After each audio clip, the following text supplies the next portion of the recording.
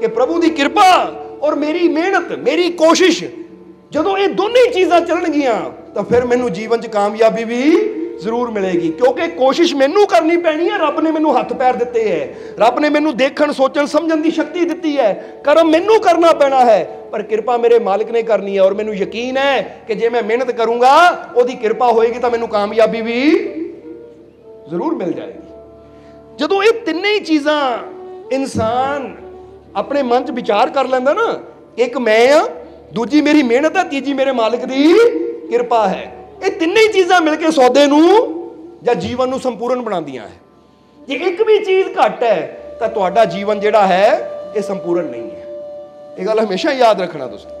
तां ही तां गुरु रहबर ये गल हमेशा कहंदे आ गए कि मेहनत मेरी रहमत तेरी। इसलिए इत्थे कबीर साहब भी यही गल दसदे कि ऐ प्यारिया, जे प्रभु की कृपा नूं पाना है, प्रभु की बख्शिश नूं पाना है तो पहला अपने अंदर विचार कर, तू बख्शिश तो चाहता है पर कर्म की कर रहे हो? वास्ते कि समय सिर सत्संग जाता है, समय सिर प्रभु का सिमरन करता है, कि समय सिर तू दान पुण्य का कोई काम करता है? क्योंकि जिन्ने तू पुण्य के काम करता है, जिन्ने तू अच्छाई के काम करता है, उन्ना तेरे जीवन खुशियां वधदियां चलियां जांदियां हैं, उन्ना तेरे जीवन च कामयाबी आती है। तो जे असीं बिना सिमरन तो, बिना सतसंगत तो, बिना दान पुण्य तो सोचिए कि प्रभु की कृपा मिल जाए, मेरे जीवन च कल्याण हो जाए, मैनू तरक्की मिले, तो फिर कबीर साहब कहते कभी हो ही नहीं सकता। जिद्दां बिना फुल्लां तो खुशबू नहीं मिलती, इसी तरह बिना अच्छाई तो, बिना नेकियां तो उसकी कृपा नूं हासिल करना मुश्किल है। और जदों इंसान नेकी का कर्म करता चला जाता है तो फिर इंसान के जीवन खुशियां भी आंदियां चलियां जांदियां हैं। और जिद्दां असीं दस रहे सी सुल्तान बाहू, उन्होंने कहानी ते आ जाइए कि जो नौजवान ने जाके सुल्तान बाहू को पूछा, पर पहला सुल्तान बाहू की गल को कंप्लीट करने तो पहला यह भी तुहानू कह दईए कि एक बार फिर तुहानू याद दिलावांगे कि परमात्मा ने तुहानू भी 24 घंटे दिते हुए हैं। समझते हो कि नहीं? हुणे तुसीं देखना अज तो कि मैं अपने इस समय का की उपयोग करता है, कि मैं अपना समा कितना व्यर्थ गवांदा है, कितना मैं उन्हां चीज़ों में अपना समा गवांदा जिथे मैनू कोई लाभ नहीं है। ये थोड़ा टाइम टेबल बनाओ, अपना चैक करो, अज शाम को बह के सोचियो कि अज पूरे दिन च मैं इदां दा की कीता, कित्थे कित्थे मैं अपना टाइम दिता है। जदों इंसान विचार करता तो फिर बंदे नूं पता लगता है कि आ जिहड़ा मैं अद्धा घंटा, 10 मिनट, 15 मिनट, 20 मिनट आ काम च खराब कीते, इहदा मैं कोई सही उपयोग कर सकदा सी। बोलो समझदे हो कि नहीं? क्योंकि जब तक असीं ये चैक नहीं करांगे कि मेरा टाइम दिन किद्दां गुजरिया, तो सानूं पता ही नहीं लगेगा कि असीं कित्थे व्यर्थ गवाया तो कित्थे असीं अपने वो टाइम नूं सफल बनाया है। कभी सोचा करो थोड़ा जिहा, क्योंकि असीं अपनी साडी भी आदत है कि शाम को असीं बैठ के जो रात को सोना होवे ना, बिस्तर ते जाके सोचीदा कि पूरे दिन च असीं की कीता, कोई साडा टाइम व्यर्थ तो नहीं गया, कोई साडे मिनट सेकेंड व्यर्थ तो नहीं गए कि असीं कुछ अच्छा कर सकते सी। तो बहुत बार अंदरों जवाब आता कि नहीं, असीं एक एक मिनट की अज पूरी कीमत पा लई है, क्योंकि फिर खुशी हुंदी है, फिर असीं आराम नाल सो जाते हैं। तो जो सानू लगता कि आ टाइम च असीं 10 मिनट व्यर्थ गवाए है, तो फिर अपने आप नाल वचन करते हैं कि कल नूं ये 10 मिनट भी जिहड़े है ना, ये भी व्यर्थ नहीं जाने चाहिए, इन्हां नूं भी उस काम च लाना जिहदा सानू या दूसरिਆਂ ਨੂੰ कोई फायदा होवे। क्योंकि अपने जीवन नूं ऐसा बनाओ कि तुहाडा एक एक मिनट वो कर्म होवे जां तां तुहानू रूहानी तौर पर, मानसिक तौर पर, शारीरिक तौर पर लाभ होवे, या दूजिਆਂ ਨੂੰ कोई ਉਹਦਾ फायदा होवे, व्यर्थ ना जाए कोई तुहाडा मिनट। क्योंकि इन्ना टाइम किसी को है ही नहीं कि वो टाइम बंदा उदे व्यर्थ गवा देवे। जरा सोच के देखना। हुण तुसीं एक गल दा जवाब देना सानू कि तुहाडी जेब च 100 रुपया है, ताकि तुसीं चाहोगे कि 100 रुपया ही है मेरे कोल, तो ये चो 10 रुपये व्यर्थ गवा देवां, 20 रुपये व्यर्थ गवा देवां। तुसीं कहना जे 100 है ना, तो एक एक रुपया मैं सोच समझ के सही जगह खर्च करा ताकि इसकी पूरी कीमत मैनूं मिले। तो इदां ही अपने जीवन में भी समझो। ताही तो सहजो बाई ने बड़ा प्यारा किया है कि सहजो खर्चे धन तो करे हिसाब मन माही, समय अमोलक जात है ताकि चिंता नहीं। देखो सहजो बाई ने कितनी बड़ी गल कह दी। वो कहते तू धन खर्चदा है ना, किते पैसा खर्चदा है तो हिसाब लांदा है। तुसीं देखदे हो किते ब्याह शादी होवे या किते उदा बंदा चला जावे तो बंदा शाम को आके देखता 10,000 लैके गया सी या 20,000 लैके गया सी, कित्थे कित्थे खर्चे मैं, इन्ने का कपड़ा लिया, इन्ने का आ कीता, इन्ने का वो कीता, वो सारा हिसाब बंदा शाम को लांदा है। लांदे हो कि नहीं? ਬੰਦੇ ਨੂੰ ਫਿਰ ਪਤਾ ਲੱਗ ਜਾਂਦਾ ਕਿ ਜੇ ਮੈਂ ਇੰਨੇ ਲੈ ਕੇ ਗਿਆ ਸੀ, ਜਾਂ ਇਹ ਵਿਆਹ ਹੈ, ਸ਼ਾਦੀ ਹੈ, ਜਾਂ ਆਹ ਕੰਮ ਹੈ, ਇਹਦੇ 'ਚ ਮੇਰਾ ਇੰਨਾ ਖਰਚਾ ਆਇਆ। ਉਹ ਸਾਰਾ ਹਿਸਾਬ ਬੰਦਾ ਲਿਖਦਾ ਹੈ, ਔਰ ਇੱਥੇ ਤੱਕ ਵੀ ਲਿਖਦਾ ਕਿਹੜਾ ਕਿੰਨਾ ਦੇ ਕੇ ਗਿਆ ਹੈ ਤੇ ਕਿਹੜਾ ਕਿੰਨਾ ਲੈ ਕੇ ਗਿਆ ਹੈ। ਕਈ ਵਾਰ ਦੇਖਿਆ ਨਾ, ਬੰਦਾ ਕਹਿੰਦਾ ਸਗਨ ਦੇਣ ਜਾਣਾ, ਨੋਟ ਕਰ ਲਓ ਭਾਈ 1100 ਦੇ ਰਹੇ ਆ, ਨਾਲ ਸੂਟ ਦੇ ਰਹੇ ਆ, ਕਿਉਂਕਿ ਅਗਲੇ ਤੋਂ ਲੈਣਾ ਵੀ ਇੰਨਾ ਆ। ਤਾਂ ਜੇ ਅਗਲਾ 500 ਦੇ ਦੇਵੇ, ਅਸੀਂ 1100 ਦਿੱਤਾ ਸੀ, ਉਹ 500 ਦੇ ਗਿਆ। ਹੁਣ ਕਮਾਲ ਦੀ ਗੱਲ ਹੈ, ਇਹ ਤੁਸੀਂ ਰਿਸ਼ਤੇ ਨਿਭਾ ਰਹੇ ਹੋ ਜਾਂ ਬਾਜ਼ਾਰ ਜਾਂ ਕਿੱਦਾਂ ਬੰਦਾ ਸੌਦੇ ਕਰ ਰਹੇ ਹੋ ਕਿ ਮੈਂ ਰਿਸ਼ਤੇਦਾਰ ਨੂੰ 1100 ਦਿੱਤਾ ਤਾਂ ਅਗਲਾ 1500 ਦੇਵੇ ਤਾਂ ਗੱਲ ਠੀਕ ਹੈ, ਜੇ ਅਗਲਾ 500 ਦਿੰਦਾ ਤਾਂ ਗੱਲ ਗਲਤ ਹੈ। ਬੰਦਾ ਅੱਜ ਰਿਸ਼ਤੇਦਾਰੀ ਵਿੱਚ ਵੀ ਰਿਸ਼ਤੇਦਾਰੀਆਂ ਨਹੀਂ, ਉੱਥੇ ਹੀ ਬੰਦਾ ਕੀ ਕਰਦਾ ਹੈ, ਉੱਥੇ ਹੀ ਬੰਦਾ ਇੱਕ ਦੁਕਾਨਦਾਰੀ ਕਰਦਾ ਹੈ ਕਿ ਇੰਨੇ ਦਾ ਸੌਦਾ ਲਿਆਂਦਾ ਸੀ ਤਾਂ ਕੋਈ ਵੱਧ ਕੇ ਮਿਲਣਾ ਚਾਹੀਦਾ ਹੈ।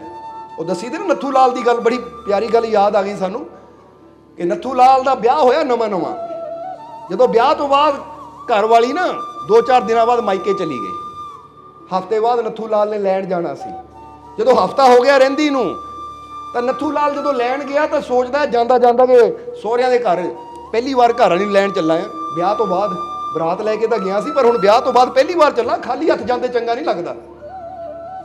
ਇੱਦਾਂ ਕਰਦੇ ਆ, ਕੁਛ ਫਰੂਟ ਲੈ ਜਾਂਦੇ ਆ। ਉਹਨੇ ਕੀ ਕੀਤਾ, 100 ਰੁਪਏ ਦੇ ਸੇਬ ਲੈ ਲਏ, ਔਰ ਮਨ 'ਚ ਸੋਚਿਆ 100 ਰੁਪਏ ਦੇ ਸੇਬ ਲੈ ਚੱਲਾਂ, ਖਰਚ ਰਿਹਾ 100 ਰੁਪਇਆ, ਤਾਂ ਸੱਸ 200-400 ਤਾਂ ਦੇਗੀ। ਸਮਝਦੇ ਹੋ ਕਿ ਨਹੀਂ? ਮਨ 'ਚ ਹੁੰਦਾ ਪਿਆਰ, ਆਖਰ ਜਵਾਈ ਨੇ ਪਹਿਲੀ ਵਾਰ ਜਾਣਾ ਹੈ, ਸੱਸ ਸਹੁਰਾ 500-1000 ਤਾਂ ਕੁਛ ਦੇਣਗੇ, ਹੱਥੇ ਰੱਖਣਗੇ, ਤਾਂ ਉਹ 'ਚੋਂ ਸਮਝ ਲਓ 100 ਦੇ ਸੇਬ ਚਲੇ ਵੀ ਗਏ ਤਾਂ 900 ਦੀ ਤਾਂ ਬੱਚਤ ਹੋ ਗਈ। ਜੇ 500 ਵੀ ਦੇਣਗੇ 400 ਦੀ ਤਾਂ ਬੱਚਤ ਹੈ। ਇਹ ਮਨ 'ਚ ਸੋਚਦਾ 100 ਰੁਪਏ ਦੇ ਸੇਬ ਲੈ ਕੇ ਚਲਾ ਗਿਆ। ਹੁਣ ਗਿਆ, ਜਾ ਕੇ ਸੱਸ ਨੇ ਦਰਵਾਜ਼ਾ ਖੋਲ੍ਹਿਆ, ਦੇਖਿਆ ਆਪਣੇ ਜਵਾਈ ਨੂੰ, ਬੜੀ ਖੁਸ਼ ਹੋਈ, ਬਿਠਾਇਆ, ਚਾਹ ਪਾਣੀ ਪਿਲਾਇਆ, ਖਾਣਾ ਵਗੈਰਾ ਖਿਲਾਇਆ, ਉਹਨੇ ਸੇਬ ਰੱਖੇ। ਘਰ ਵਾਲੀ ਤਿਆਰ ਹੋਈ, ਜਦੋਂ ਤੁਰਨ ਲੱਗੇ ਤਾਂ ਸੱਸ ਨੇ ਨਾ 50 ਰੁਪਏ ਪਿਆਰ ਦੇ ਹੱਥੇ ਰੱਖਤੇ। ਜਦੋਂ 50 ਰੁਪਏ ਦੇਖੇ ਨੱਥੂ ਲਾਲ ਨੇ, ਜੇਬ 'ਚ ਪਾ ਕੇ ਤੁਰ ਪਿਆ, ਪਰ ਉਦਾਸ ਜਿਹਾ ਤੁਰ ਪਿਆ। ਘਰ ਵਾਲੀ ਕਹਿੰਦੀ ਕਮਾਲ ਦੀ ਗੱਲ ਹੈ, ਵਿਆਹ ਤੋਂ ਬਾਅਦ ਪਹਿਲੀ ਵਾਰ ਮਾਇਕੇ ਆਈ, ਔਰ ਮਾਇਕੇ ਤੋਂ ਲੈ ਕੇ ਘਰ ਨੂੰ ਜਾ ਰਹੇ, ਉਦਾਸ ਹੈ। ਕੀ ਇਹਨਾਂ ਨੂੰ ਖੁਸ਼ੀ ਨਹੀਂ ਹੈ ਕਿ ਮੈਂ ਆਪਣੀ ਘਰ ਨੂੰ ਲੈ ਕੇ ਚੱਲਾਂ?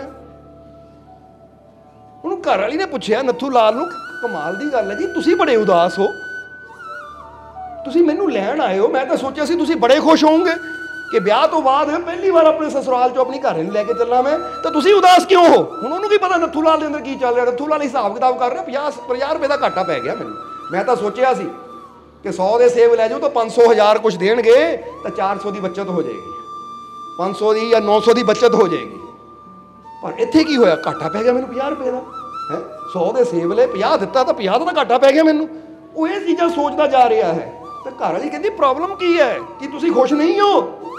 ਉਸ ਵੇਲੇ ਨੱਥੂ ਲਾਲ ਨੇ ਕਿਹਾ, ਖੁਸ਼ੀ ਦੀ ਕਾਹਦੀ ਗੱਲ ਹੈ, ਮੈਂ ਦੱਸ ਪਹਿਲਾਂ, ਤੇਰੇ ਘਰ ਮੈਂ ਤੈਨੂੰ ਲੈਣ ਗਿਆ, ਸਮਝਦੇ ਹੋ?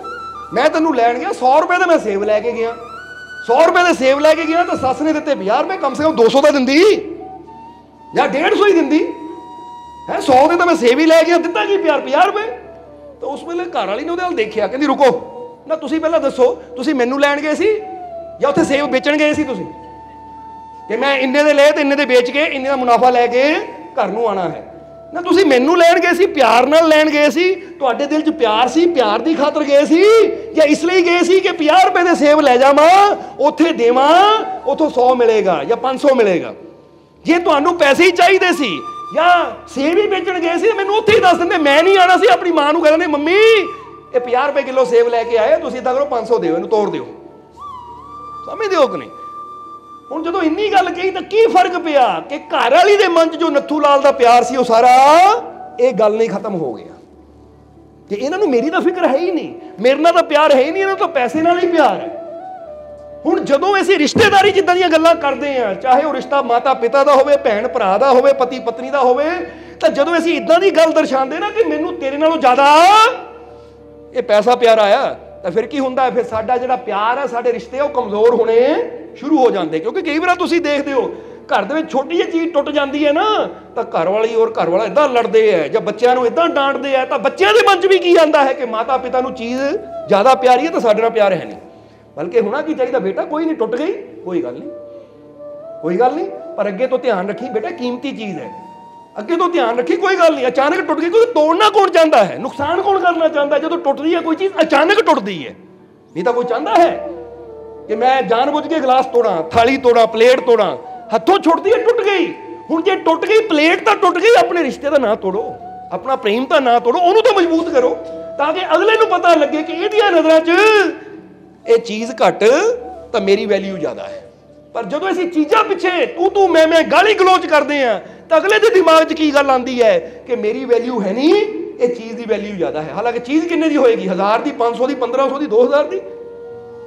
पर दूजे पासे बंदे की वैल्यू की है, करोड़ों रुपया भी रख दिता जाए, अरबा भी रख दिता जाए तो एक बंदे की वैल्यू वो अरबा रुपया भी पूरी नहीं कर सकता।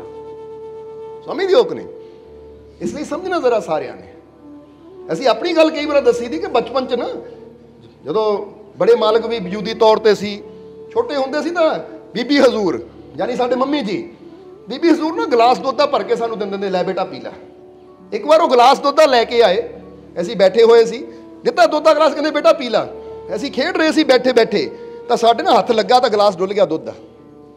तो उस वेले कच्ची जी जमीन होंदी सी, फर्श तो उदों नहीं होंदे सी, लिपिया ही होंदा सी बेड़े नूं।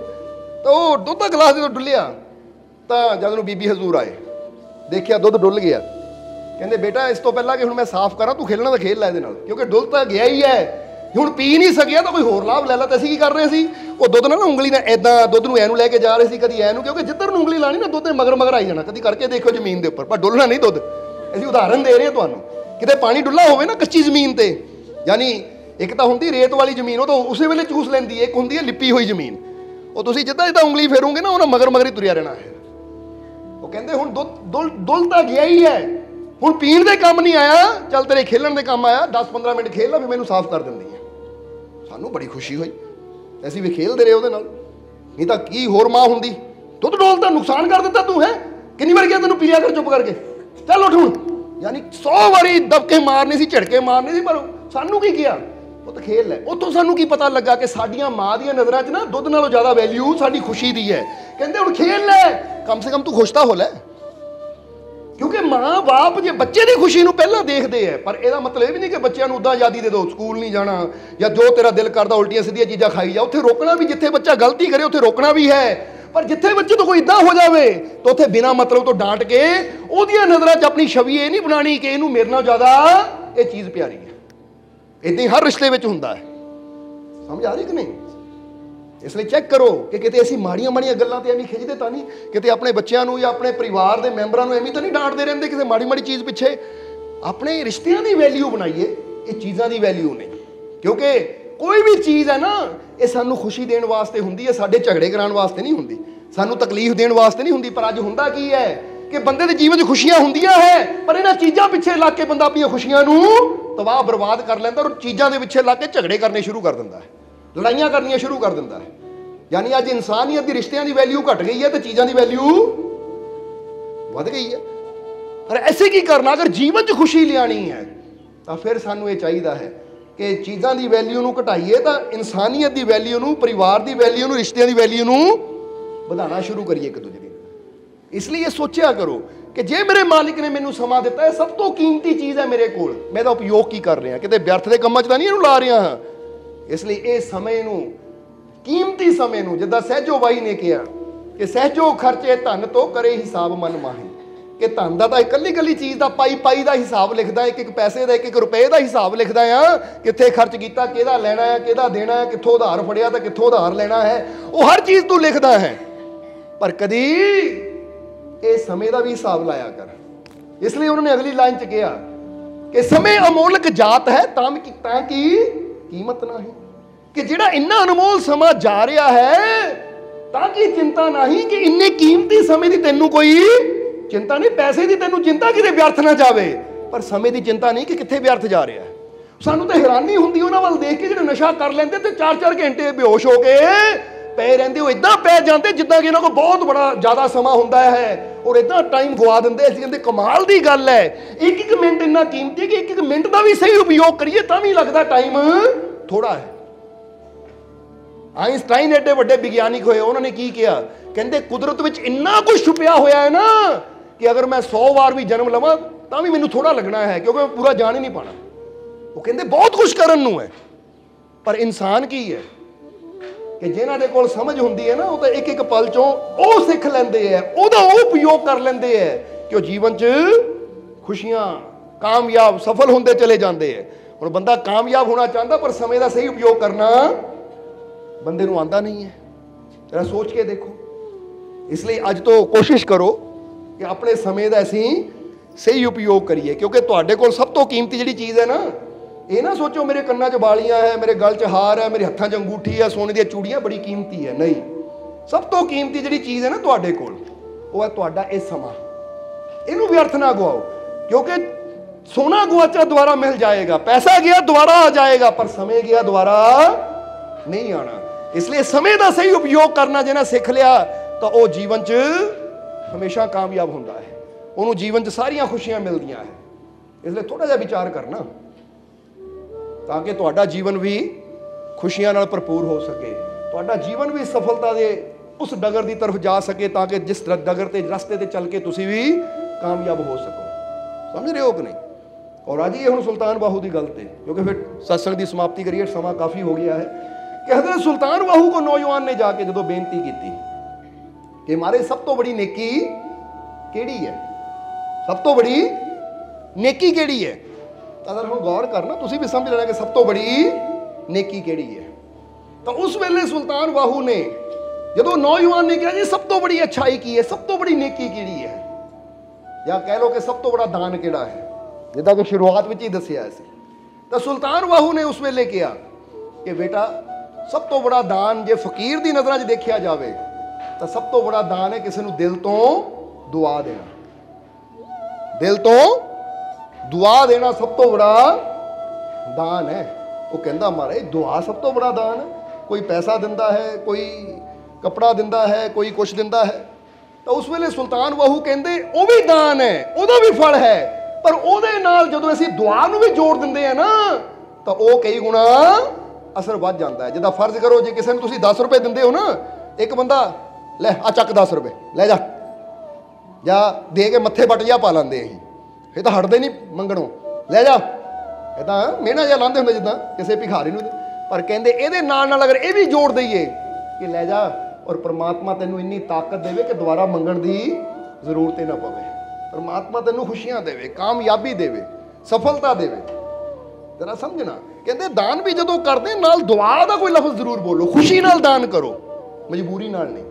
किसी को कपड़ा दिंदे हो, किसी को भोजन दिंदे हो तो नाल खुशी ना दिओ कि लै ये भोजन, और परमात्मा तेनों तंदुरुस्ती भी देवे, परमात्मा तेनों खुशियां भी देवे, परमात्मा तेनों कामयाबी भी देवे।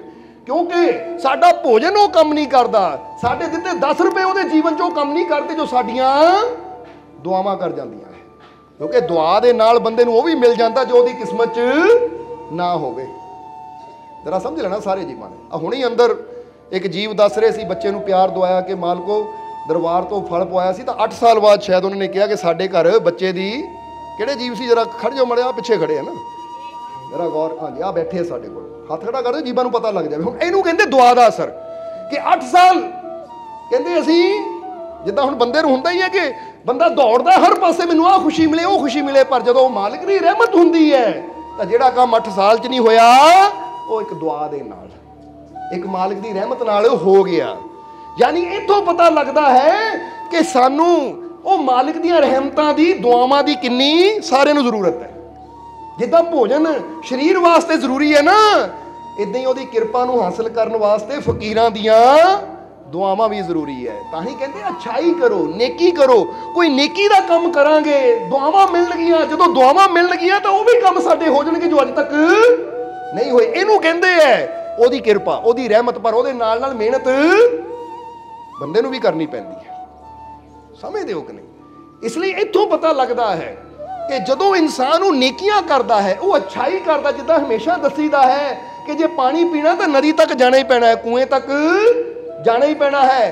ਕੂਏ ਤੱਕ ਜਾਣ ਦਾ ਜਿਹੜਾ ਕਰਮ ਹੈ ਨਾ ਉਹ ਬੰਦੇ ਨੂੰ ਕਰਨਾ ਪੈਣਾ ਹੈ, ਤਾਂ ਜਿਹੜਾ ਪਾਣੀ ਉੱਥੇ ਪਿਆ ਕੂਏ ਦੇ ਅੰਦਰ ਹੈ ਜਾਂ ਨਦੀ ਅੰਦਰ ਹੈ, ਇਹ ਉਹਦੀ ਕਿਰਪਾ ਹੈ, ਉਹ ਬੰਦੇ ਨੇ ਨਹੀਂ ਲਿਆਂਦਾ, ਉਹ ਬੰਦੇ ਨੇ ਨਹੀਂ ਬਣਾਇਆ। समझ आ रही कि नहीं साडी गल? हुण तुसीं इदां समझ लो कि तुहानूं भोजन की जरूरत है या तुहानूं पानी की जरूरत है। हुण ये भोजन कित्थों आंदा है? पृथ्वी दे विचों। जिद्दां कई बार दसदे ना, बंदा तो एक दाना बीज दिंदा है, पर वो दाने नूं बेल कौन बनांदा है? वो परमात्मा, उसदी किरपा, उसदी रहमत। समझदे हो कि नहीं? हुण जे बंदा कोशिश करदा है तां नाल उसदी रहमत अपना काम करदी है, तां फिर बंदे दे थाली विच वो भोजन आ जांदा है। या बंदे नूं प्यास लगी हुई है ਤਾਂ ਪਾਣੀ ਤਾਂ ਪ੍ਰਭੂ ਨੇ ਬਣਾਇਆ ਹੈ, ਪਰ ਉਹਨੂੰ ਹਾਸਲ ਕਰਨ ਵਾਸਤੇ ਕੋਸ਼ਿਸ਼ ਬੰਦੇ ਨੂੰ ਕਰਨੀ ਪੈਂਦੀ। ਤੇ ਜੇ ਬੰਦਾ ਸੋਚੇ ਲੈ ਪਾਣੀ ਮੈਂ ਆਪੇ ਹੀ ਬਣਾ ਲਵਾਂ, ਪਾਣੀ ਮੈਂ ਆਪੇ ਹੀ ਪੈਦਾ ਕਰ ਲਵਾਂ, ਉਹ ਜ਼ਮੀਨ ਖੋਦੇ, ਪਰ ਪ੍ਰਮਾਤਮਾ ਨਾ ਚਾਹਵੇ ਜ਼ਮੀਨ ਚੋਂ ਹੀ ਪਾਣੀ ਖਤਮ ਹੋ ਜਾਵੇ, ਤਾਂ ਬੰਦਾ ਕਿੱਥੋਂ ਲਿਆਏਗਾ? ਜਰਾ ਸੋਚੋ, ਅੱਜ ਵਿਗਿਆਨ ਕਿੰਨਾ ਕਹਿ ਰਿਹਾ ਹੈ ਕਿ ਪਾਣੀ ਬਚਾਓ, ਪਾਣੀ ਬਚਾਓ, ਕਿਉਂਕਿ ਕਹਿੰਦੇ ਨਾ ਸੇਵ ਵਾਟਰ ਸੇਵ ਅਰਥ, ਪਾਣੀ ਬਚਾਓ ਧਰਤੀ ਬਚਾਓ। ਕਈ ਜਗ੍ਹਾ ਤੁਸੀਂ ਇਹ ਪੜ੍ਹਿਆ ਵੀ ਹੋਏਗਾ, ਸਕੂਲਾਂ 'ਚ ਤਾਂ ਤਕਰੀਬਨ ਬੱਚਿਆਂ ਨੂੰ ਸਿਖਾਇਆ ਵੀ ਜਾਂਦਾ ਹੈ। ਕਿਉਂ ਨਹੀਂ? ਤਾਂ ਜ਼ਰਾ ਸੋਚੋ, ਐਡੀ ਸਾਇੰਸ ਤਰੱਕੀ ਕਰ ਚੁੱਕੀ ਹੈ, ਤਾਂ ਸਾਇੰਸ ਨੇ ਕੀ ਕਹਿਣਾ ਸੀ? ਉਹ ਜਿੱਦਾਂ ਮਰਜ਼ੀ ਵਾਟਰ, ਇਹ ਪਾਣੀ ਨਾ ਉਡਾਓ, ਅਸੀਂ ਬਣਾ ਲਾਵਾਂਗੇ, ਕਿਉਂਕਿ ਉਹਨਾਂ ਨੂੰ ਵੀ ਪਤਾ ਕੁਝ ਚੀਜ਼ਾਂ ਐਸੀਆਂ ਜੋ ਕੁਦਰਤ ਨੇ ਬਣਾਈਆਂ ਉਹ ਅਸੀਂ ਵੀ ਬਣਾ ਨਹੀਂ ਸਕਦੇ। ਤਾਂ ਹੀ ਤਾਂ ਨਾ ਉਹ ਕਿਸੇ 'ਚ ਜਾਨ ਪਾ ਸਕਦੇ ਹੈ। ਹਾਲਾਂਕਿ ਪਤਾ ਹੈ ਕਿ ਪਾਣੀ ਬਣਦਾ ਕਿੱਦਾਂ, H2O ਹਾਈਡਰੋਜਨ ਆਕਸੀਜਨ ਨੂੰ ਮਿਲਾ ਕੇ ਹੀ ਪਾਣੀ, ਉਹਨਾਂ ਨੂੰ ਪਤਾ ਹੈ, ਪਰ ਫਿਰ ਵੀ ਉਹਨਾਂ ਨੂੰ ਪਤਾ ਹੈ ਕਿ ਇਹਨਾਂ ਚੀਜ਼ਾਂ ਨੂੰ ਅਸੀਂ ਮਿਲਾ ਕੇ ਉਹ ਪਾਣੀ ਤਿਆਰ ਨਹੀਂ ਕਰ ਸਕਦੇ ਅਗਰ ਪਾਣੀ ਮੁੱਕ ਗਿਆ ਤਾਂ। ਸਮਝ ਆ ਰਹੀ ਕਿ ਨਹੀਂ ਸਾਡੀ ਗੱਲ? ਸੋ ਇਹਨੂੰ ਕਹਿੰਦੇ ਪ੍ਰਭੂ ਦੀ ਕਿਰਪਾ। ਹੁਣ ਜਰਾ ਸੋਚੋ, ਜੇ ਸੂਰਜ ਬੁੱਝ ਜਾਵੇ, ਜਿਹੜਾ ਕਿ ਪ੍ਰਭੂ ਦੀ ਕਿਰਪਾ ਨਾਲ ਹਜ਼ਾਰਾਂ ਲੱਖਾਂ ਸਾਲਾਂ ਤੋਂ ਜਗਮਗਾ ਰਿਹਾ ਹੈ, ਤਾਂ ਸਾਇੰਸ ਕਿਹੜੀ ਹੈ ਜਿਹੜੀ ਉਹਨੂੰ ਦੁਬਾਰਾ ਜਗਾ ਦੇਗੀ? ਘਰ ਦਾ ਬੱਲਬ ਤਾਂ ਬੰਦਾ ਕਹਿੰਦਾ ਫਿਊਜ਼ ਹੋ ਗਿਆ, ਬੰਦਾ ਬਦਲ ਦਿੰਦਾ ਹੈ, ਪਰ ਜੇ ਸੂਰਜ ਦੀ ਰੋਸ਼ਨੀ ਪ੍ਰਭੂ ਖਿੱਚ ਲਵੇ ਤਾਂ ਪੂਰੀ ਸਾਇੰਸ ਮਿਲ ਕੇ ਵੀ ਕੁਝ ਨਹੀਂ ਕਰ ਸਕਦੀ, ਕਿਉਂਕਿ ਪਹਿਲਾਂ ਹੀ ਦੱਸਿਆ ਸੂਰਜ ਬਹੁਤ ਬੜਾ ਹੈ, ਤਾਂ ਧਰਤੀ ਤਾਂ ਉਹਦੇ ਸਾਹਮਣੇ ਹੈ ਹੀ ਇੰਨੀ ਰਾਈ ਦੇ ਦਾਣੇ ਤੋਂ ਵੀ ਛੋਟੀ, ਤਾਂ ਉਹ ਰਾਈ ਦੇ ਦਾਣੇ ਤੋਂ ਛੋਟੀ ਧਰਤੀ, ਤਾਂ ਬੰਦੇ ਦੀ ਔਕਾਤ ਕੀ ਹੋਏਗੀ? ਬੰਦਾ ਤਾਂ ਲੱਭਣਾ ਵੀ ਹੈ ਨਹੀਂ ਉੱਥੇ। ਜੇ ਬੰਦੇ ਨੂੰ ਖੜਾ ਕਰ ਦਿੱਤਾ ਜਾਵੇ ਤਾਂ ਕੋਈ ਸਾਇੰਟਿਸਟ ਨਿੱਕਾ ਜਿਹਾ ਜਾ ਕੇ ਕਹੇ ਮੈਂ ਸੂਰਜ ਨੂੰ ਕਿੱਥੋਂ ਕਰ ਲੈਣਾ ਭਾਈ? ਇਹ ਉਹਦੀ ਕਿਰਪਾ ਹੈ। ਸੋ ਇੱਥੋਂ ਪਤਾ ਲੱਗਦਾ ਹੈ ਕਿ ਕਿਰਪਾ ਉਹਦੀ ਹੈ, ਪਰ ਉਹਨੂੰ ਹਾਸਲ ਕਰਨ ਵਾਸਤੇ ਕੋਸ਼ਿਸ਼ ਇਹਨੂੰ ਕਰਨੀ ਪੈਣੀ ਹੈ। ਹੁਣ ਸੂਰਜ ਦੀ ਰੋਸ਼ਨੀ ਕਿਰਪਾ ਉਹਦੀ ਹੈ, ਪਰ ਉਹਨੂੰ ਦੇਖਣ ਵਾਸਤੇ ਅੱਖਾਂ ਰੱਬ ਨੇ ਦਿੱਤੀਆਂ, ਤਾਂ ਖੋਲ੍ਹਣੀਆਂ ਤਾਂ ਸਾਨੂੰ ਪੈਣੀਆਂ ਹੀ ਹੈ। ਯਾਨੀ ਕਿਰਪਾ ਉਹਦੀ ਕੰਮ ਕਰਦੀ ਹੈ, ਪਰ ਕਹਿੰਦੇ ਹੈ ਕਿ ਉਹਦੀ ਕਿਰਪਾ ਨੂੰ ਹਾਸਲ ਕਰਨ ਵਾਸਤੇ ਮਿਹਨਤ ਕਰਮ ਤਾਂ ਸਾਨੂੰ ਵੀ ਕਰਨੇ ਪੈਣੇ ਹੈ। ਇਸ ਲਈ ਅਗਰ ਜੀਵਨ 'ਚ ਖੁਸ਼ੀਆਂ ਚਾਹੁੰਦੇ ਹੋ ਤਾਂ ਹੁਣ ਇਸ਼ਾਰਾ ਇਹੀ ਹੈ ਕਿ ਉਹ ਕਰਮ ਕਰੋ ਕਿ ਦੂਜੇ ਤੁਹਾਨੂੰ ਦੁਆਵਾਂ ਦੇਣ। ਬੋਲੋ ਸਮਝਦੇ ਹੋ ਕਿ ਨਹੀਂ? ਜਿੱਦਾਂ ਫਰਜ਼ ਕਰੋ ਅੱਜ ਸਤਸੰਗ 'ਚ ਆਏ ਹੋ, ਸਤਸੰਗ 'ਚ ਆਏ ਹੋ ਤਾਂ ਕਿੰਨੀਆਂ ਦੁਆਵਾਂ ਮਿਲਣੀਆਂ, ਕਿੰਨੀਆਂ ਉਹ ਮਾਲਕ ਦੀਆਂ ਰਹਿਮਤਾਂ ਮਿਲਣੀਆਂ ਹੈ। ਹੁਣ ਇੱਥੋਂ ਪਤਾ ਲੱਗਦਾ ਜੇ ਸਤਸੰਗ 'ਚ ਆ ਕੇ ਬੰਦਾ ਬਹਿ ਗਿਆ ਤਾਂ ਫਿਰ ਉਹਨੂੰ ਕਹਿਣ ਦੀ ਲੋੜ ਨਹੀਂ ਪੈਣੀ ਕਿ ਪ੍ਰਭੂ ਮੇਰੇ ਤੇ ਕਿਰਪਾ ਕਰ, ਉਹ ਆਪਣੀ ਆਪ ਹੀ ਕਿਰਪਾ ਤੁਹਾਡੇ ਤੱਕ ਪਹੁੰਚ ਜਾਣੀ। ਤੇ ਇੱਕ ਬੰਦਾ ਘਰ ਬੈਠਾ ਸੋਚੀ ਜਾਵੇ ਸਤਸੰਗ 'ਚ ਨਹੀਂ ਜਾਣਾ, ਸਿਮਰਨ ਨਹੀਂ ਕਰਨਾ, ਪਰ ਪ੍ਰਭੂ ਕਿਰਪਾ ਕਰ ਦੇ, ਬੋਲੋ ਸਮਝਦੇ ਹੋ ਕਿ ਨਹੀਂ? ਤਾਂ ਫਿਰ ਪਰਮਾਤਮਾ ਨੇ ਕਹਿਣਾ ਮੈਂ ਕਿਰਪਾ ਕਰਨ ਨੂੰ ਤਿਆਰ ਹਾਂ, ਤੂੰ ਕਰਮ ਤਾਂ ਕਰ। ਸਮਝਦੇ ਹੋ ਕਿ ਨਹੀਂ? ਜਿੱਦਾਂ ਅਸੀਂ ਕਈ ਵਾਰ ਇਸ਼ਾਰਾ ਕਰੀਦਾ ਨਾ ਕਿ ਲਾਈਟ ਹੈ, ਪੱਖਾ ਹੈ, ਹੁਣ ਬੰਦਾ ਕਹੇ ਰੱਬਾ ਪੱਖਾ ਚਲਾ ਦੇ, ਰੱਬਾ ਪੱਖਾ ਚਲਾ ਦੇ, ਚੱਲ ਪਏਗਾ? ਏਦਾਂ ਚੱਲ ਪਏਗਾ? ਰੱਬ ਨੇ ਕਹਿਣਾ ਭਾਈ ਉਹ ਬਟਨ ਲੱਗਾ, ਬਟਨ ਦਬਾ ਦੇ, ਮੈਨੂੰ ਕਹਿਣ ਦੀ ਲੋੜ ਨਹੀਂ, ਤੂੰ ਬਟਨ ਦਬਾ, ਪੱਖਾ ਆਪੇ ਚੱਲ ਪਏਗਾ, ਮੈਨੂੰ ਕਿਉਂ ਤੰਗ ਕਰ ਰਿਹਾ ਹੈ? ਸਮਝ ਆ ਰਹੀ ਸਾਡੀ ਗੱਲ? ਕਿਉਂਕਿ ਕੁਝ ਚੀਜ਼ਾਂ ਹੁੰਦੀਆਂ ਹੈ ਉਹ ਮੰਗਣ ਦੀ ਲੋੜ ਨਹੀਂ ਪੈਂਦੀ, ਉਹ ਕਰਮ ਕਰਨਾ ਪੈਂਦਾ, ਤਾਂ ਆਪਣੇ ਆਪ ਹੀ ਉਹ ਚੀਜ਼ ਸਾਨੂੰ ਮਿਲ ਜਾਂਦੀ ਹੈ। ਸਮਝਦੇ ਹੋ ਕਿ ਨਹੀਂ? ਹੁਣ ਤੁਹਾਨੂੰ ਕਹਿਣ ਦੀ ਲੋੜ ਹੈ ਰੱਬ ਨੂੰ ਕਿ ਰੱਬਾ ਪੱਖਾ ਚਲਾ, ਨਹੀਂ ਤੁਹਾਨੂੰ ਪਤਾ ਸਾਹਮਣੇ ਬਟਨ ਹੈ, ਤੁਸੀਂ ਜਾਂਦੇ ਹੋ ਬਟਨ ਦਬਾਉਂਦੇ ਹੋ, ਪੱਖਾ ਚੱਲਦਾ, ਹਵਾ ਆਣੀ ਸ਼ੁਰੂ ਹੋ ਜਾਂਦੀ ਹੈ। ਔਰ ਜੇ ਪਤਾ ਹੈ ਕਿ ਬੰਦ ਕਰਨਾ ਤਾਂ ਬਟਨ ਦਬਾਉਂਦੇ ਹੋ, ਤੇ ਇਹ ਨਹੀਂ ਤੁਸੀਂ ਕਹਿੰਦੇ ਰੱਬਾ ਬੰਦ ਕਰ ਦੇ, ਨਹੀਂ ਤੁਹਾਨੂੰ ਪਤਾ ਹੈ ਬਟਨ ਦੇ ਹੱਥ, ਇਹ ਬਟਨ ਹੀ ਹੈ, ਔਨ ਵੀ ਹੋ ਸਕਦਾ ਹੈ, ਆਫ ਵੀ ਹੋ ਸਕਦਾ ਹੈ। ਇਸੇ ਤਰ੍ਹਾਂ ਇਹ ਮੇਰੇ ਕਰਮ ਹੈ, ਜਦੋਂ ਮੈਂ ਕਰਦਾ ਤਾਂ ਮੈਨੂੰ ਮੰਗਣ ਦੀ ਲੋੜ ਨਹੀਂ ਪੈਂਦੀ, ਤਾਂ ਜੇ ਮੈਂ ਕਰਮ ਨਾ ਕਰਾਂ, ਬਟਨ ਨਾ ਦਬਾਵਾਂ, ਤਾਂ ਬੈਠਾ ਅਰਦਾਸਾਂ ਹੀ ਕਰੀ ਜਾਵਾਂ, ਰੱਬਾ ਚਲਾ ਦੇ ਪੱਖਾ, ਚਲਾ ਦੇ ਪੱਖਾ, ਤਾਂ ਇਹ ਤਾਂ ਮੂਰਖਤਾ ਦੀ ਗੱਲ ਹੈ। ਸਮਝ ਰਹੇ ਹੋ ਸਾਡੀ ਗੱਲ? ਇਸ ਲਈ ਜਰਾ ਸੋਚੋ, ਜੇ ਜੀਵਨ 'ਚ ਖੁਸ਼ੀਆਂ ਚਾਹੀਦੀਆਂ ਹੈ, ਕਾਮਯਾਬੀ ਚਾਹੀਦੀ ਹੈ, ਤਾਂ ਫਿਰ ਕਰਮ ਕਰਨੇ ਵੀ, ਅੱਛਾਈ ਕਰਨੀ ਵੀ ਸਿੱਖਣੀ ਪੈਣੀ ਹੈ, ਅੱਛਾਈ ਵੀ ਸਾਨੂੰ ਕਰਨੀ ਪੈਣੀ ਹੈ, ਫਿਰ ਹੀ ਸਾਡੇ ਜੀਵਨ 'ਚ ਖੁਸ਼ੀ ਆਏਗੀ।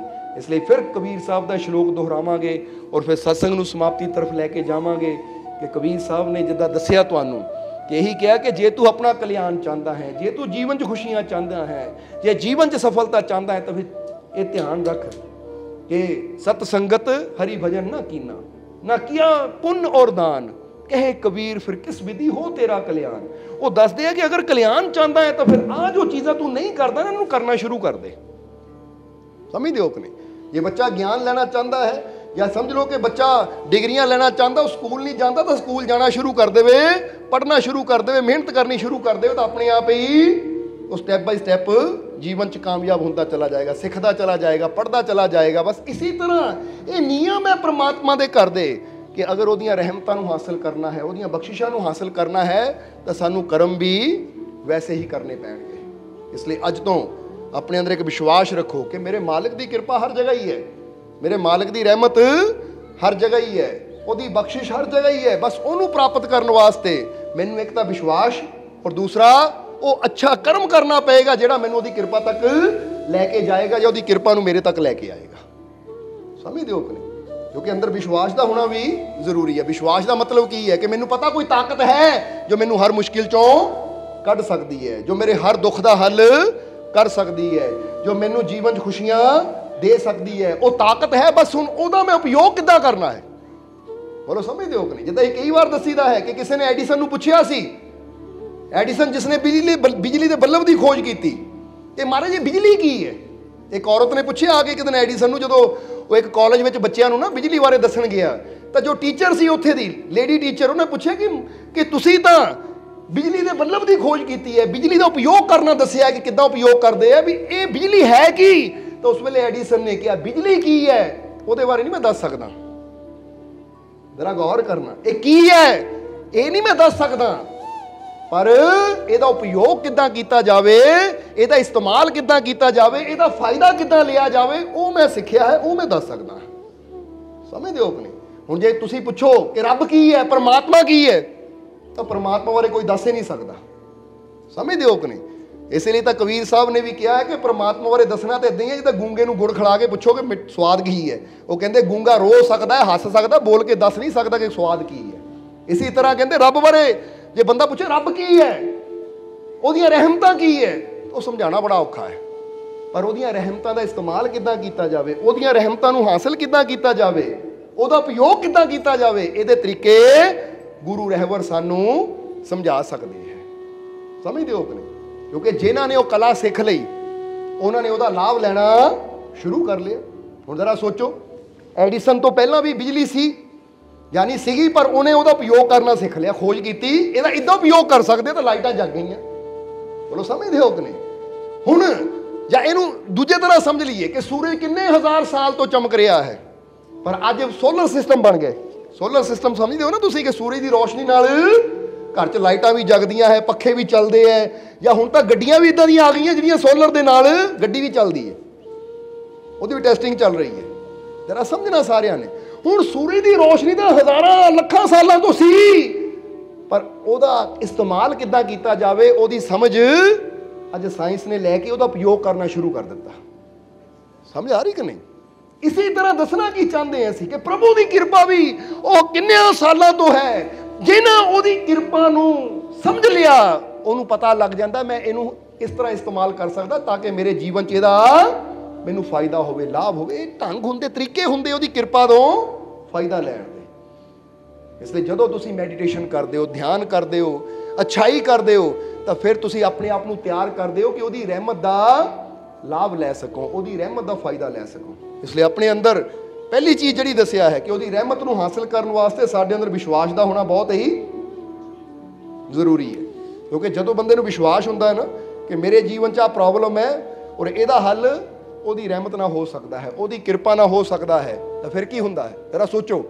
ਫਿਰ ਬੰਦੇ ਦੇ ਅੰਦਰ ਇੱਕ ਪੋਜ਼ਿਟਿਵਿਟੀ ਪੈਦਾ ਹੁੰਦੀ ਹੈ, ਬੰਦੇ ਅੰਦਰ ਇੱਕ ਅੱਛੀ ਸੋਚ ਪੈਦਾ ਹੁੰਦੀ, ਬੰਦੇ ਦੇ ਇੱਕ ਆਸ ਉਮੀਦ ਪੈਦਾ ਹੁੰਦੀ ਹੈ ਕਿ ਜੇ ਮੁਸ਼ਕਿਲ ਆਈ ਹੈ ਉਹਦੀ ਰਹਿਮਤ ਹਰ ਮੁਸ਼ਕਿਲ ਦਾ ਹੱਲ ਕਰ ਸਕਦੀ, ਤਾਂ ਮੈਨੂੰ ਯਕੀਨ ਹੈ ਮੈਂ ਕੋਸ਼ਿਸ਼ ਕਰਨੀ ਹੈ, ਉਹ ਰਹਿਮਤ ਤੱਕ ਪਹੁੰਚਣਾ ਹੈ ਤਾਂ ਹੱਲ ਵੀ ਇਹਦਾ ਹੋ ਜਾਏਗਾ। ਹੁੰਦੀ ਹੈ ਕੋਈ ਕਵੇ ਉਹ ਦਿੱਲੀ ਡਾਕਟਰ ਹੈ, ਬੜਾ ਸਪੈਸ਼ਲਿਸਟ ਹੈ, ਉਹ ਆਪਰੇਸ਼ਨ ਕਰਦਾ ਹੈ ਤਾਂ ਭਾਈ ਇਹ ਬਿਮਾਰੀ ਦੂਰ ਹੋ ਸਕਦੀ, ਤਾਂ ਬੰਦਾ ਦਿੱਲੀ ਤੱਕ ਪਹੁੰਚ ਜਾਂਦਾ, ਉਹਨੂੰ ਪਤਾ ਕਿ ਹੱਲ ਹੈ, ਵਿਸ਼ਵਾਸ ਹੁੰਦਾ ਤਾਂ ਫਿਰ ਬੰਦਾ ਉੱਥੇ ਪਹੁੰਚਦਾ ਹੈ। ਸਮਝਦੇ ਹੋ ਕਿ ਨਹੀਂ? ਕਿਉਂਕਿ ਪਹਿਲਾਂ ਵਿਸ਼ਵਾਸ ਕਰਨਾ ਜ਼ਰੂਰੀ ਹੈ। ਤਾਂ ਜੇ ਬੰਦੇ ਨੂੰ ਵਿਸ਼ਵਾਸ ਹੈ, ਮੈਨੂੰ ਯਕੀਨ ਹੈ ਨਹੀਂ ਉਹ ਡਾਕਟਰ ਨਹੀਂ ਕੰਮ ਕਰ ਸਕਦਾ, ਮੈਨੂੰ ਵਿਸ਼ਵਾਸ ਹੈ ਨਹੀਂ, ਤਾਂ ਬੰਦਾ ਕਦੀ ਉਹਦੇ ਵੱਲ ਨੂੰ ਤੁਰਦਾ ਵੀ ਹੈ ਨਹੀਂ। ਇਸ ਲਈ ਤੁਸੀਂ ਵੀ ਆਪਣੇ ਮਾਲਕ ਦੀਆਂ ਰਹਿਮਤਾਂ ਤੇ, ਆਪਣੇ ਪ੍ਰਭੂ ਦੀ ਕਿਰਪਾ ਤੇ ਵਿਸ਼ਵਾਸ ਕਰਨਾ ਸਿੱਖੋ ਕਿ ਜਿਹੜਾ ਸੰਸਾਰ ਨੂੰ ਚਲਾਉਣ ਵਾਲਾ ਹੈ, ਮੈਨੂੰ ਪੈਦਾ ਕਰਨ ਵਾਲਾ ਹੈ, ਮੈਨੂੰ ਉੱਤੇ ਪੂਰਾ ਵਿਸ਼ਵਾਸ ਹੈ ਕਿ ਮੇਰੀ ਹਰ ਮੁਸ਼ਕਿਲ ਦਾ ਹੱਲ ਉਹ ਕਰ ਸਕਦਾ ਹੈ। ਬਸ ਕੋਸ਼ਿਸ਼ ਮੈਂ ਕਰਨੀ ਹੈ ਤਾਂ ਰਹਿਮਤ ਮੇਰੇ ਉਹ ਪ੍ਰਭੂ ਨੇ ਕਰਨੀ ਹੈ, ਕਿਰਪਾ ਉਸ ਪ੍ਰਭੂ ਨੇ ਕਰਨੀ ਹੈ। ਫਿਰ ਅਸੰਭਵ ਵੀ ਸੰਭਵ ਹੋਣਾ ਸ਼ੁਰੂ ਹੋ ਜਾਂਦਾ ਹੈ। ਸੋ ਤੁਹਾਡੇ ਜੀਵਨ 'ਚ ਅਗਰ ਕੋਈ ਪ੍ਰੋਬਲਮ ਹੈ, ਤੁਹਾਡੇ ਜੀਵਨ 'ਚ ਅਗਰ ਕੋਈ ਮੁਸ਼ਕਿਲ ਹੈ, ਤੁਹਾਡੇ ਜੀਵਨ 'ਚ ਅਗਰ ਕੋਈ ਪਰੇਸ਼ਾਨੀ, ਤਾਂ ਨਿਰਾਸ਼ ਨਹੀਂ ਹੋਣਾ। ਕਿਉਂਕਿ ਇਹ ਯਕੀਨ ਰੱਖੋ, ਜਿੱਦਾਂ ਗੁਰਬਾਣੀ ਦੇ ਅੰਦਰ ਲਾਈਨਾਂ ਆਈਆਂ ਕਿ ਨਾਨਕ ਚਿੰਤਾ ਮਤ ਕਰੋ, ਚਿੰਤਾ ਤਿਸਹੀ ਹੈ, ਕਿ ਤੂੰ ਚਿੰਤਾ ਨਾ ਕਰ, ਤੇਰੀ ਚਿੰਤਾ ਕਰਨ ਵਾਲਾ ਉਹ ਮਾਲਿਕ ਬੈਠਾ ਹੈ, ਤੂੰ ਉੱਤੇ ਵਿਸ਼ਵਾਸ ਕਰ। ਕਿਉਂਕਿ ਜਲ ਮੇ ਜੰਤੂ ਪਾਇਆ ਤਿਨਾ ਵੀ ਰੋਜੀ ਦੇ, ਕਿ ਜਿਹੜਾ ਪਾਣੀ ਦੇ ਅੰਦਰ ਜੀਆ ਜੰਤੂ ਨੂੰ ਪੈਦਾ ਕਰਨ ਵਾਲਾ, ਪੱਥਰਾਂ ਦੇ ਅੰਦਰ ਕੀੜਿਆਂ ਨੂੰ ਰਿਜ਼ਕ ਦੇਣ ਵਾਲਾ, ਉਹ ਤੇਰੀ ਫਿਕਰ ਵੀ ਜ਼ਰੂਰ ਕਰੇਗਾ। ਤੂੰ ਆਪਣੇ ਮਾਲਿਕ ਤੇ ਵਿਸ਼ਵਾਸ ਰੱਖਣਾ ਸਿੱਖ, ਆਪਣੇ ਮਾਲਿਕ ਤੇ ਭਰੋਸਾ ਰੱਖਣਾ ਸਿੱਖ। ਸੋ ਆਪਣੇ ਅੰਦਰ ਵਿਸ਼ਵਾਸ ਰੱਖੋ, ਯਕੀਨ ਰੱਖੋ, ਹਰ ਮੁਸ਼ਕਿਲ ਦਾ ਹੱਲ ਹੋਏਗਾ। ਨਾ ਮੁਮਕਿਨ ਵੀ ਮੁਮਕਿਨ ਹੋ ਜਾਂਦਾ ਹੈ। ਬਸ ਉੱਥੇ ਤੱਕ ਪਹੁੰਚਣਾ ਪੈਂਦਾ ਜਿੱਥੇ ਉਹਦੀ ਰਹਿਮਤ ਸਾਨੂੰ ਹਾਸਿਲ ਹੋ ਸਕੇ। ਸਮਝ ਆ ਗਈ ਕਿ ਨਹੀਂ ਤੁਹਾਨੂੰ? ਇਸ ਲਈ ਹੁਣ ਟਾਈਮ ਕਾਫੀ ਹੋ ਗਿਆ ਹੈ। ਹੁਣ ਆਖਰਲੇ ਵਚਨਾਂ 'ਚ ਇਹੀ ਕਹਾਂਗੇ, ਜਿੱਦਾਂ ਦੱਸਿਆ ਕਿ ਆਪਣੇ ਅੰਦਰ ਵਿਸ਼ਵਾਸ ਰੱਖੋ ਕਿ ਮੈਨੂੰ ਮੇਰੇ ਮਾਲਿਕ ਤੇ ਪੂਰਾ, ਮੈਨੂੰ ਮੇਰੇ ਮਾਲਿਕ ਤੇ ਪੂਰਾ, ਮੈਨੂੰ ਮੇਰੇ ਮਾਲਿਕ ਤੇ ਪੂਰਾ। ਬਸ ਜਦੋਂ ਇਹ ਗੱਲ ਇਨਸਾਨ ਕਹਿੰਦਾ ਹੈ ਵਿਸ਼ਵਾਸ ਨਾਲ, ਤਾਂ ਫਿਰ ਉਹਦੀ ਕਿਰਪਾ ਦੇ ਦੁਆਰ ਵੀ ਖੁੱਲ ਜਾਂਦੇ ਕਿ ਜੇ ਮੇਰੇ ਇਸ ਜੀਵ ਨੇ ਮੇਰੇ ਤੇ ਵਿਸ਼ਵਾਸ ਕੀਤਾ ਹੈ ਤਾਂ ਹੁਣ ਮੈਂ ਇਹਦੇ ਵਿਸ਼ਵਾਸ ਨੂੰ ਕਦੀ ਟੁੱਟਣ ਨਹੀਂ ਦੇਣਾ। ਮੈਂ ਇਹਦੀ ਹਰ ਮੁਸ਼ਕਿਲ ਦਾ ਹੱਲ ਕਰਨਾ ਹੈ, ਮੈਂ ਇਹਦੀ ਹਰ ਮੁਸ਼ਕਿਲ ਨੂੰ ਦੂਰ ਕਰਨਾ ਹੈ। ਇਸ ਲਈ ਇੱਦਾਂ ਦੀਆਂ ਬਹੁਤ ਮਿਸਾਲਾਂ ਹੈ ਕਿ ਮਹਾਭਾਰਤ ਦੀ ਜੰਗ ਅਗਰ ਪਾਂਡਵਾਂ ਨੇ ਜਿੱਤੀ ਤਾਂ ਕਿਸ ਸਿਰ ਤੇ ਜਿੱਤੀ ਪਤਾ ਕਿਸੇ ਨੂੰ? ਜਿੱਦਾਂ ਆਪਾਂ ਸਵਾਲ ਪੁੱਛੀਏ ਕਿ ਮਹਾਭਾਰਤ ਦਾ ਅਸਲੀ ਹੀਰੋ ਕੌਣ ਸੀ, ਅਸਲੀ ਹੀਰੋ ਹੈ ਕਿਸੇ ਨੂੰ ਕੋਈ ਜਵਾਬ? ਜਰਾ ਹੁਣ ਗੌਰ ਕਰਨਾ। ਕਈਆਂ ਦਾ ਜਵਾਬ ਹੁੰਦਾ ਕਿ ਮਹਾਭਾਰਤ ਦਾ ਅਸਲੀ ਹੀਰੋ ਨਾ ਅਰਜੁਨ ਸੀ ਕਿਉਂਕਿ ਧਨੁਸ਼ਧਾਰੀ ਸੀ, ਪਰ ਮਹਾਭਾਰਤ ਦਾ ਅਸਲੀ ਹੀਰੋ ਅਰਜੁਨ ਨਹੀਂ ਸੀ, ਸ਼੍ਰੀ ਕ੍ਰਿਸ਼ਨ ਸੀ। ਹਾਲਾਂਕਿ ਉਹਨਾਂ ਨੇ ਕੋਈ ਹਥਿਆਰ ਨਹੀਂ ਚੱਕਿਆ, ਕੋਈ ਅਸਤਰ, ਕੋਈ ਸ਼ਸਤਰ ਨਹੀਂ ਚੱਕਿਆ। ਬਸ ਉਹਨਾਂ ਨੇ ਪਾਂਡਵਾਂ ਅੰਦਰ ਵਿਸ਼ਵਾਸ ਪੈਦਾ ਕੀਤਾ ਕਿ ਤੁਸੀਂ ਜਿੱਤ ਸਕਦੇ ਹੋ। ਔਰ ਇਹ ਤਾਂ ਪਾਂਡਵਾਂ ਨੇ ਵੀ ਮੰਨਿਆ ਕਿ ਜੇ ਸ਼੍ਰੀ ਕ੍ਰਿਸ਼ਨ ਸਾਡੇ ਨਾਲ ਨਾ ਹੁੰਦੇ ਤਾਂ ਸਾਡੀ ਕਦੀ ਜਿੱਤ ਹੋਣੀ ਨਹੀਂ ਸੀ। ਹਾਲਾਂਕਿ ਸਾਹਮਣੇ ਸੈਨਾ ਪਾਂਡਵਾਂ ਦੀ ਸੈਨਾ ਨਾਲੋਂ ਦੁੱਗਣੀ ਸੈਨਾ ਸੀ, ਕਈ ਗੁਣਾ ਜ਼ਿਆਦਾ ਸੈਨਾ ਸੀ। ਔਰ ਉੱਧਰ ਯੋਧਾ ਵੀ ਬੜੇ ਬੜੇ ਸੀ ਕਿ ਜਿਨ੍ਹਾਂ ਤੋਂ ਪਾਂਡਵਾਂ ਨੇ ਸਿੱਖਿਆ ਸੀ ਉਹ ਗੁਰੂ ਦ੍ਰੋਣ ਵਰਗੇ, ਭੀਸ਼ਮ ਪਿਤਾਮਾ ਵਰਗੇ ਅੱਗੇ ਖੜੇ ਸੀ। ਐਡੇ ਬੜੇ ਬੜੇ ਯੋਧਾ ਹੋਣ ਦੇ ਬਾਵਜੂਦ ਵੀ ਪਾਂਡਵਾਂ ਦੀ ਜਿੱਤ ਕਿਉਂ ਹੋਈ? ਕਿਉਂਕਿ ਉਹਨਾਂ ਨੂੰ ਪਤਾ ਸੀ ਕਿ ਸ਼੍ਰੀ ਕ੍ਰਿਸ਼ਨ ਨੇ ਸਾਡੇ ਨਾਲ ਹੈ। ਇਸੇ ਤਰ੍ਹਾਂ ਤੁਹਾਡੇ ਜੀਵਨ 'ਚ ਵੀ ਹਾਲਾਤ ਜਿੱਦਾਂ ਦੇ ਮਰਜ਼ੀ ਹੋਣ, ਤੁਸੀਂ ਵਿਸ਼ਵਾਸ ਰੱਖਣਾ ਕਿ ਸਾਡਾ ਮਾਲਿਕ ਸਾਡੇ ਨਾਲ ਹੈ। ਅੱਗੇ ਦੁੱਖ ਜਿੱਡਾ ਮਰਜ਼ੀ ਬੜਾ ਹੋਵੇ, ਪਰੇਸ਼ਾਨੀਆਂ ਜਿੰਨੀਆਂ ਮਰਜ਼ੀ ਬੜੀਆਂ ਹੋਣ, ਪਰ ਸਾਡੀ ਕਦੀ ਹਾਰ ਨਹੀਂ ਹੋ ਸਕਦੀ ਕਿਉਂਕਿ ਸਾਡੇ ਨਾਲ ਸਾਡੇ ਮਾਲਿਕ ਦਾ ਪਿਆਰ ਹੈ, ਉਹਦਾ ਵਿਸ਼ਵਾਸ ਹੈ। ਜੇ ਉਹ ਮੇਰੇ ਨਾਲ ਹੈ ਤਾਂ ਮੈਨੂੰ ਕਾਮਯਾਬੀ, ਸਫਲਤਾ ਵੀ ਜ਼ਰੂਰ ਮਿਲੇਗੀ। ਇਸ ਲਈ ਆਪਣੇ ਅੰਦਰ ਵਿਸ਼ਵਾਸ ਪੈਦਾ ਕਰਦੇ ਹਾਂ ਤਾਂ ਫਿਰ ਅਸੀਂ ਹਰ ਮੁਸ਼ਕਿਲ 'ਚੋਂ ਨਿਕਲਦੇ ਚਲੇ ਜਾਂਦੇ ਹਾਂ। ਸੋ ਆਪਣੇ ਅੰਦਰ ਵਿਸ਼ਵਾਸ ਰੱਖੋ ਔਰ ਆਉਣ ਵਾਲਾ ਸਮਾਂ ਤੁਹਾਡੇ ਵਾਸਤੇ ਖੁਸ਼ੀਆਂ ਭਰਿਆ ਹੋਏਗਾ। ਔਰ ਹੁਣ ਇਹੀ ਅਸੀਂ ਮਾਲਕ ਦੇ ਚਰਨਾਂ 'ਚ ਤੁਹਾਡੇ ਸਭ ਦੇ ਵਾਸਤੇ ਬੇਨਤੀ ਕਰਾਂਗੇ, ਅਰਦਾਸ ਕਰਾਂਗੇ ਕਿ ਮਾਲਕ ਤੁਹਾਨੂੰ ਸਭ ਨੂੰ ਖੁਸ਼ੀਆਂ ਨਾਲ, ਰਹਿਮਤਾਂ ਨਾਲ ਭਰਪੂਰ ਕਰਨ। ਆਉਣ ਵਾਲਾ ਸਮਾਂ ਖੁਸ਼ੀਆਂ, ਕਾਮਯਾਬੀ, ਸਫਲਤਾ ਭਰਿਆ ਤੁਹਾਡੇ ਸਭ ਦੇ ਵਾਸਤੇ ਹੋਵੇ। ਮਾਲਕ ਤੁਹਾਨੂੰ ਸੁੱਖ ਸਮਰਿੱਧੀ ਨਾਲ ਭਰਪੂਰ ਕਰਨ, ਤੰਦਰੁਸਤੀ ਦੇਣ। ਅਗਰ ਤੁਹਾਡੇ ਜੀਵਨ 'ਚ ਕੋਈ ਦੁੱਖ, ਦਰਦ, ਪਰੇਸ਼ਾਨੀ ਹੈ ਤਾਂ ਮਾਲਕ ਤੁਹਾਡੀਆਂ ਤਕਲੀਫਾਂ, ਦੁੱਖਾਂ, ਦਰਦਾਂ, ਪਰੇਸ਼ਾਨੀਆਂ ਨੂੰ ਦੂਰ ਕਰਨ ਔਰ ਤੁਹਾਨੂੰ ਸਭ ਨੂੰ ਆਪਣੀਆਂ ਰਹਿਮਤਾਂ, ਬਰਕਤਾਂ, ਖੁਸ਼ੀਆਂ ਨਾਲ ਭਰਪੂਰ ਕਰਨ। ਔਰ ਜਿਸ ਤਰ੍ਹਾਂ ਅੱਜ ਤੁਸੀਂ ਇਹ ਆਨੰਦ ਲੈ ਰਹੇ ਹੋ, ਇਸੇ ਤਰ੍ਹਾਂ ਮਾਲਕ ਤੁਹਾਨੂੰ ਸੋਝੀ ਦਿੰਦੇ ਰਹਿਣ ਤਾਂ ਕਿ ਜਿੱਥੇ ਵੀ ਸਤਸੰਗ ਹੋਵੇ ਤੁਸੀਂ ਸਤਸੰਗ 'ਚ ਪਹੁੰਚ ਕੇ ਇੱਦਾਂ ਆਨੰਦ ਲੈਂਦੇ ਰਹੋ, ਆਪਣੇ ਮਾਲਿਕ ਦਾ ਸਿਮਰਨ ਕਰਦੇ ਰਹੋ ਔਰ ਆਪਣੀ ਝੋਲੀ, ਆਪਣਾ ਜੀਵਨ ਖੁਸ਼ੀਆਂ ਨਾਲ ਭਰਦੇ ਰਹੋ। ਸੋ ਮਾਲਿਕ ਹਮੇਸ਼ਾ ਆਪਣੀ ਕਿਰਪਾ ਦਿਆ, ਮਿਹਰ ਤੁਹਾਡੇ ਤੇ ਬਣਾਏ ਰੱਖੇ। ਇਹੀ ਸਾਡੀ ਉਸ ਮਾਲਿਕ ਦੇ ਚਰਨਾਂ 'ਚ ਅਰਦਾਸ ਬੇਨਤੀ ਹੈ। ਔਰ ਹੁਣ ਅੰਤ ਵਿੱਚ ਤੁਹਾਡੇ ਸਭ ਦੇ ਅੰਦਰ ਵਸਦੇ ਉਸ ਮਾਲਿਕ ਨੂੰ ਅਸੀਂ ਪ੍ਰਣਾਮ ਕਰਦੇ हैं। साडा प्रणाम स्वीकार करो। जय मालिका। वीडियो अच्छी लगी हो तो कृपया इसे शेयर जरूर करें। आपके शेयर करने से अगर किसी की जिंदगी में अच्छा बदलाव आता है, पॉजिटिव चेंज आती है, तो ये भी आपकी तरफ से किया गया एक नेक कर्म होगा, एक सेवा होगी। तो वीडियो को शेयर जरूर करें और वीडियो देखने के लिए सर्व संजय दरबार कांटियां शरीफ यूट्यूब चैनल को सब्सक्राइब करें और फेसबुक पेज को फॉलो करना ना भूलें। जय मालिका।